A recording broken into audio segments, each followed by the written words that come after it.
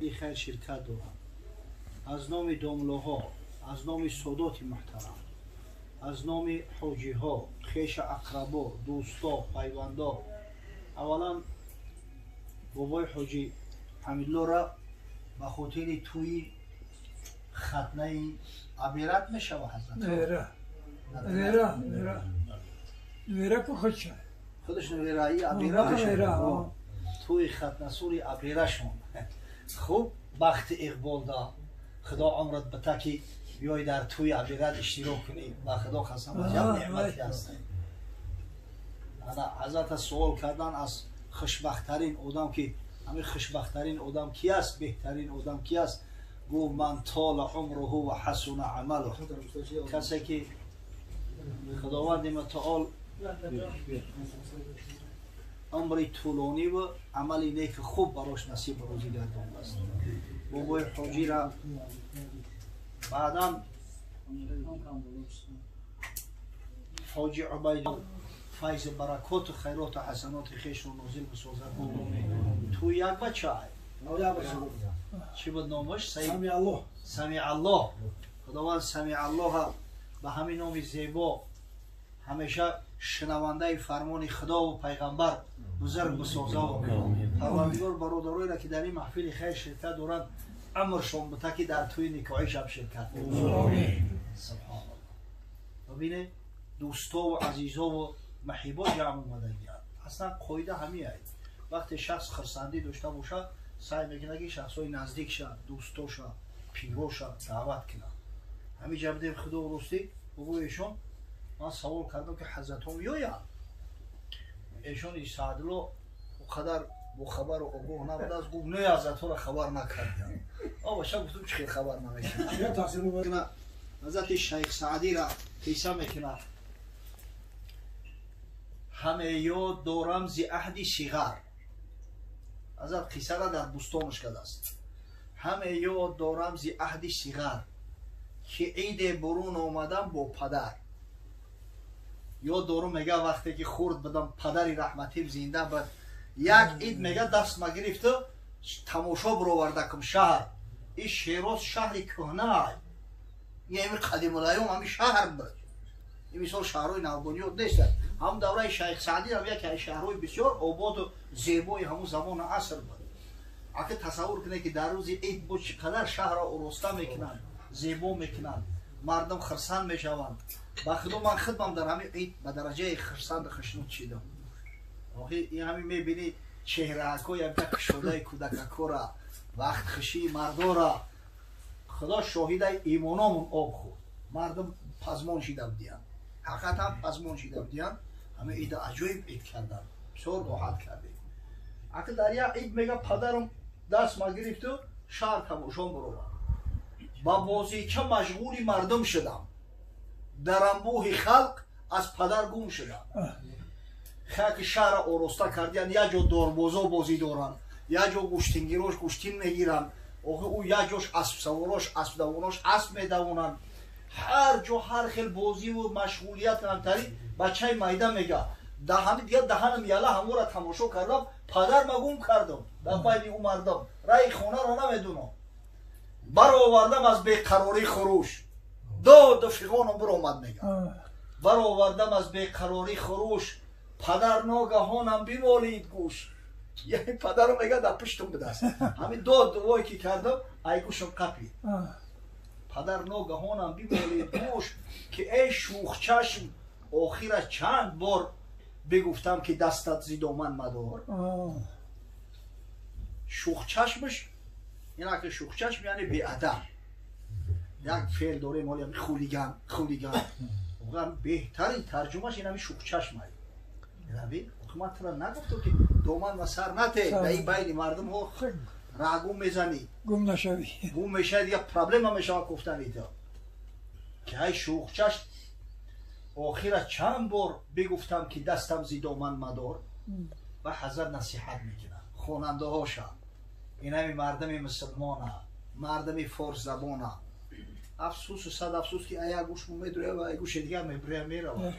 ولی بعضا من همین فکر میکنم اینقدر پند نصیحتی که در ادبیات ما هسته به خدا قسم در یگان ادبیات نیست. باور کنه همین شیخ سعدی ما با تنهایی جواب تمام ادبیات جهانی را میده در پند نصیحت. این استاد نصیحت است. نه که بو میبینی بی ادبی مردمی ما دشنام و حقارت این مردم بی تمیزی ها را آخی رزبروی بی معنی را از برای خدا در راه میره. نه شفیار ادب دوره، نه پاساژیر ادب دوره، نه پیش خود ادب دوره. حیوان میشیده. یه خیال میکنم که همین چند که بی ادب زیاد میشیده است بیچاره در برای هر میگفتی هم ده که جوی در کده اونجا مینولی کن. حضرت میگه تو هم طفل راهی با سعی فقیر بیرو دامن رازدان ها بگیر. فرزند مسلمان همون طفلگی نمی توی پشت در سرت بگی رهگم نزن. برای اون که رهگم نزنی دامن یا بزرگ بقر، دامن یا سعید بقر، دامن یا استوز بقر که از همین بومبستی حیات نجات بیابی. رهگم نزنی، فریبت نتن، از راه حق منحرفت نکنن. سبحان الله. حضرت محمد ابن منکدر نصیحت کرده است. میگه این هذا العلم دینکم فلینظر احدکم ممن یأخذ دینه. این علم که شما میگیره این دین شما است. برای آدم نگاه کنه که دین شای کی میگیره. ای آدمی با تقوا باید بگیری، ای آدمی اصلدار باید بگیری، ای آدمی متقیه که خودش پیرو است، خودش مقصد که پیروی مذهب است، خودش مستقیم ای هر یک ابله قدی کوچکی گرفتی خب ابله میشه میره. تو هم طفل راهی با سعی فقیر بیرو دامن راه دامن بگیر. مکن با فرومایه مردم نشست چه کردی زی عزت فرو شویده است. با همین مردم فرومایه و بدبخت بدتینت هم نشینی نکن. اگر که کردی نه آبرود میمونه، نه عزت میمونه، نه برکت. خدای تو رو میگیره. یک کس سوال کرد نبی والله اعلم همی دین عبد یا نه روزی جمعه بود. یک کس سوال کرد که گفت همی یک رفیق داریم عاقی پدر ای خفی همون معامله و مناسبت میشود. عاقی پدری با عادی نه این خانه سوخته قطی پدرش قد به قد میکرده از پدرش هم میزده. گفتم همین نصیحتش که شرط بزرگ در پیشش برای توبه کنه در پیش پدر صدقا نامعقول بس کنه قطعش یا رفیقی و دوستی تا دوام بده. نه که اگر نکرد آخوش تا در سرت بگی تست فوتا بکش که کسافت همین بعد بدیوت میگیری آخی همین خربزه رنگ میگیره همسایه همسایه نکنه که یه روز ترام قطعی پدرت قد به قد شد، نکنه که یه روز فرزندت کشتن ایتره بگیره. قطعی تری بدبخت و رفیقی نکن. چه کردی؟ زی عزت فروش بویده است. حضرت صلی الله علیه و سلم همین نصیحت را کرده است برای ما و شما. باید ما و تعالی عنهما روایت میکند از رسول گرامی صلی الله علیه و سلم که حضرت نصیحت فرمود. گفت من کان له ولد فلیحسن اسمه و ادبه. هر کسی را که خدای تعالی صاحب فرزند کرد عجب نعمتای فرزند را ببینید. در ناخون فرزند مردم زورن. به خاطر همین فرزند شدن چی بیچاره صرف خراجاتای نمیکنن. شویتزاریا میروند، اسرائیل میروند. دوغه با تمام کاو و خاک بلا و به همه چی راضی میشوند که همین فرزندک بیارند. وای را که با خدا نمیتونه ببینه به هزار امید و آرزو میروند. ایمی دید داما و ای مردم کودک هم میگیرن، ای خوردیش اگر چند طفلی بیگانه را باشه کلانش میکنن. چرا؟ به خاطر اون که فردا برای مرد مسلمانی را که عقل فراسته داره و فرزند آداب و اخلاق میآموزونه، انمی فرزند بگیم گارانتیای پیری شای، استراخوف کشای. اگر به شرطی که تعلیم و تربیت گرفته باشه. برای حضرت بود که وقتی صاحب فرزند شدی همین نعمت بزرگ خداوند برات داد. اولا براش یه نام خوب و زیبا انتخاب کن. نامی که نام کتابی باشه، نامی که سبب افتخار همون طفلک باشه، هم در دنیا و هم فردا روز قیامت. سبحان این نام کی ماند با حاجی؟ سمع الله.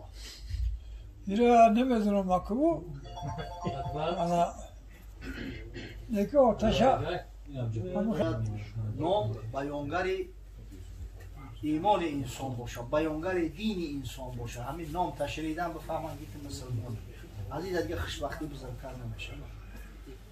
و ادب در شرط دوم برای اون که همون فرزند کامل شود، برای اون که همون وظیفه و مسئولیتی که خدا و پیغمبر در ذمت گذاشته است سبکدوش بشه.